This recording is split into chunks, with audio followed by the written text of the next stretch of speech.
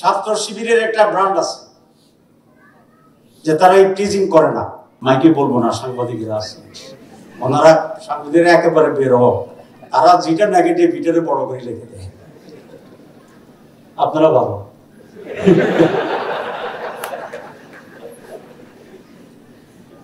আমরা we need to improve ourselves more, I know. কিন্তু তবু তো মানুষ আমাদেরকে সব বলছে as a whole, as a party, বলে না বলে না বলে। একটা ব্র্যান্ড আমরা হয়েছি, আলহামদুলিল্লাহ, it's a very big thing. ছাত্র শিবিরের একটা ব্র্যান্ড আছে যে তারা এই টিজিং করে না, এটা আছে না নাই? আমি এনএসএর চিফ আমার কাছে আসছিল,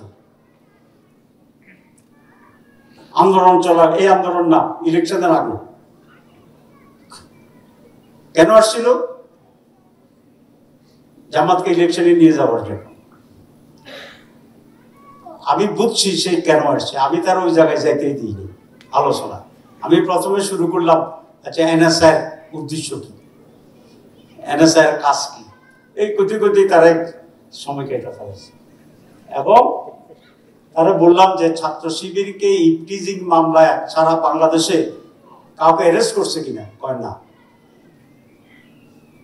তারপরে সেঞ্চুরি টেঞ্চুরি আছে কিনা, কয় না, নাই। তো তাইলে এদেরকে ধরেন কেন?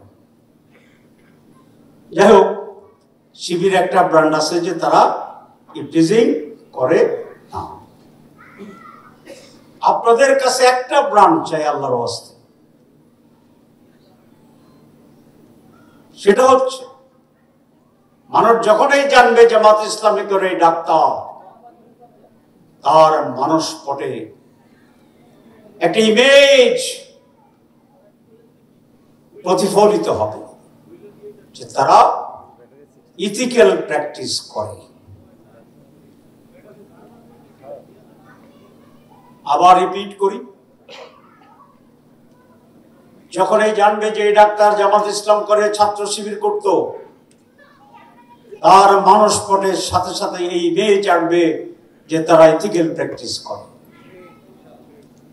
যে ডাক্তার এটা প্রতিষ্ঠা করবে সমাজে যে তিনি ইথিক্যাল প্র্যাকটিস করেন, তার সবচেয়ে বেশি রোগী হবে। আমরা বেশি রোগীর জন্য নন ইথিক্যাল প্র্যাকটিস করি, অথচ ইথিক্যাল প্র্যাকটিসে আমাকে রোগী দিবে।